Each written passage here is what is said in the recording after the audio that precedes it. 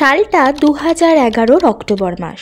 সারা Libya জুড়ে জ্বলছে বিদ্রোহের আগুন। চারিদিকে গোলা বর্ষণ চলছে, ছড়িয়ে রয়েছে মৃতদেহ। পুরো শহর যেন মৃত্যুপুরী।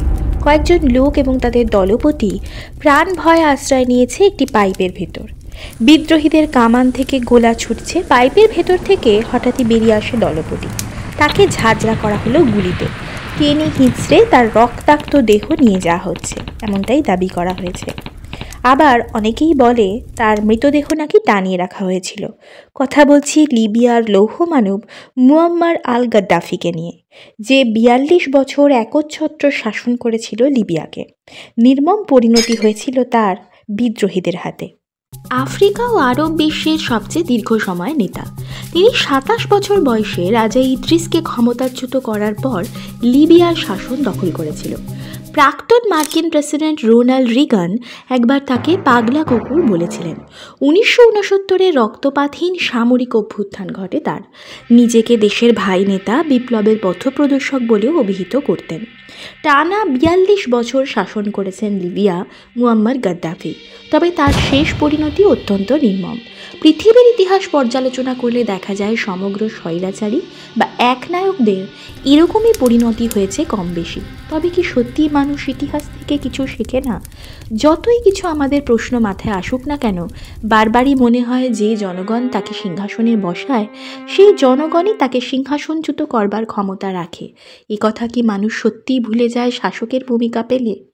আজকের পর্ব আমরা সাজিয়েছি মুয়াম্মার গাদ্দাফির জীবনের কথা এবং তার জীবনের শেষ নির্মম পরিণতির কাহিনী নিয়ে। 42 বছরের শাসনকাল ছিল বিতর্কিত।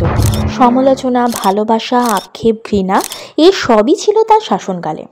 মার্কিন, ব্রিটিশ ও ইতালিয়ান সেনাঘাঁটি উচ্ছেদ করে লিবিয়ার তেল সম্পদকে জাতীয়করণ করেছিলেন এবং লিবিয়াকে তৈরি করেছিলেন মুসলিম বিশ্বের অন্যতম শক্তিশালী রাষ্ট্র। শুধু আফ্রিকা নয়, এশিয়ার বিভিন্ন দেশের শ্রমিকদের এক লোভনীয় কর্মক্ষেত্রে পরিণত হয়েছিল লিবিয়া।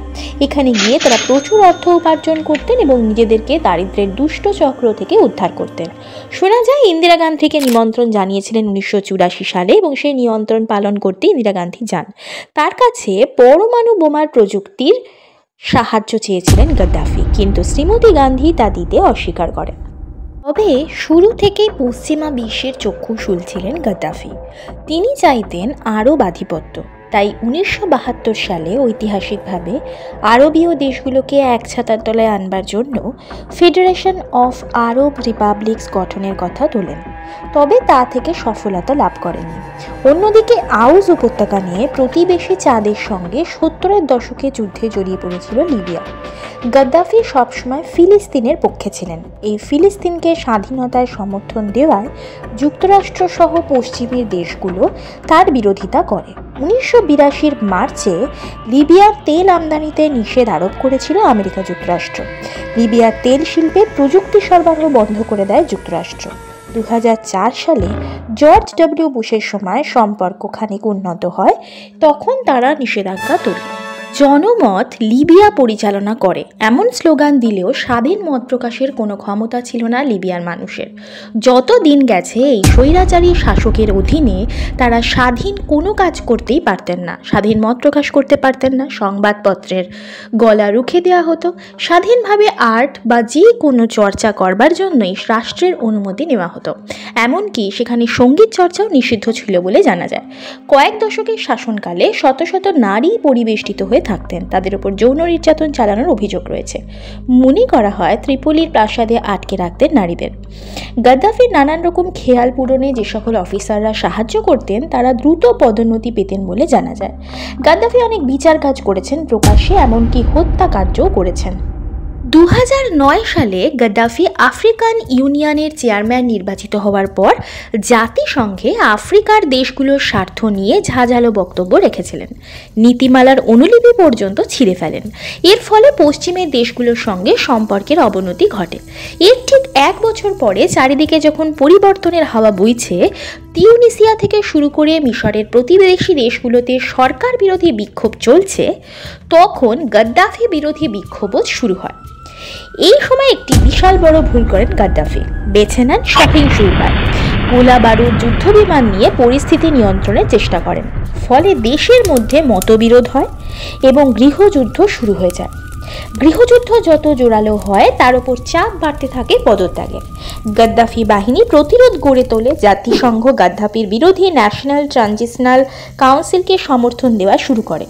গৃহযুদ্ধ যত জোরালো হতে থাকে গাদ্দাফির ওপর চাপ বাড়তে থাকে পদত্যাগের। গাদ্দাফি বাহিনী প্রতিরোধ গড়ে তুললেও সেটা টেকা কিন্তু অসম্ভব ছিল। জাতিসংঘ গাদ্দাফি বিরোধী ন্যাশনাল ট্রানজিশনাল কাউন্সিলকে সমর্থন দেওয়া শুরু করে। আমেরিকা সাহায্য করে। আমেরিকার নেতৃত্বে পশ্চিমের যে সামরিক জোট ন্যাটো, তাদের সমর্থনে লিবিয়া আক্রমণ শুরু হয়। এভাবে এনটিসি হয়ে ওঠে লিবিয়ার অঘোষিত সরকার। 2011 সাল নাগাদ বিদ্রোহী বাহিনী প্রথমে ত্রিপোলিতে ঢুকে। রাজধানী ত্রিপোলিতে ঢুকে বিদ্রোহীদের আক্রমণে ত্রিপোলির পতন হয়। সদর দপ্তর আল আজিজিয়া কম্পাউন্ড দখল হয়। শুরু হয় গাদ্দাফির খোঁজ। রাজধানী ত্রিপোলির পতনের পর চলে যায় তারা সিয়াট শহরে এবং তাদের বিরুদ্ধে প্রতিরোধ গড়ে তুললেও গাদ্দাফি বাহিনীর প্রতিরোধ নিঃশেষিত হয়। এই শহরে নির্মমভাবে হত্যা করা হয়েছিল তাকে। যদিও তাকে হত্যার বর্ণনা বিভিন্ন সংবাদ মাধ্যম বা গণমাধ্যমে বিভিন্ন প্রকাশিত হয়েছে, তাই পুঙ্খানুপুঙ্খ বা সুনির্দিষ্ট তথ্য পাওয়া যায় না। তবে যা পাওয়া যায় মোটামুটি 20 অক্টোবর স্থানীয় সময় সকাল 8:30টার দিকে শহর থেকে 3 কিলোমিটার পশ্চিমে ফ্রান্সের কয়েকটি বিমান তার গাড়ির ওপর হামলা চালায়। রাজধানী ত্রিপলের পতনের পর সিয়ার্ট শহরে গাদ্দাফি বাহিনী শেষ প্রতিরোধ গড়ে তুলেছিল বলে জানা যায়। এই শহরেই তাকে নির্মমভাবে হত্যা করা হয়। যদিও হত্যার বর্ণনা বিভিন্ন সংবাদ মাধ্যম বা গণমাধ্যমে বিভিন্নভাবে প্রকাশিত হয়েছিল, তাই পুঙ্খানুপুঙ্খ সুনির্দিষ্ট তথ্য না থাকলেও এটা বলা যায় যে 20 অক্টোবর স্থানীয় সময় সকাল 8:30টার দিকে শহর থেকে 3-4 কিলোমিটার পশ্চিমে ফ্রান্সের কয়েকটি বিমান গাদ্দাফির গাড়ির উপর হামলা চালিয়েছিল।